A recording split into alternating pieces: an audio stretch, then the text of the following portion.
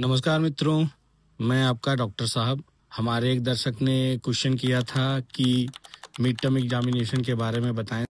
Mid term examination को कई universities में इंटरनल एग्ज़ाम या पीरियोडिक टेस्ट के नाम से भी जानते हैं।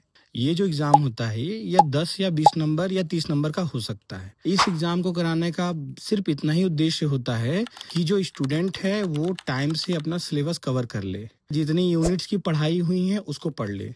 मिड टर्म एग्जामिनेशन कब कंडक्ट कराया जाता है? ये जो मिड टर्म एग्जामिनेशन है ये आपके सेमेस्टर एग्जाम से पहले कंडक्ट कराया जाता है और जितनी यूनिट्स की पढ़ाई हुई रहती हैं उसको पढ़ करके आपको मिड टर्म एग्जाम देना होता है। और ध्यान देने की ये बात है कि ये जो मिड टर्म का मार्क्स होता है ये आपके मेन सेमेस्टर के मार्क्स के साथ में ऐड होता है।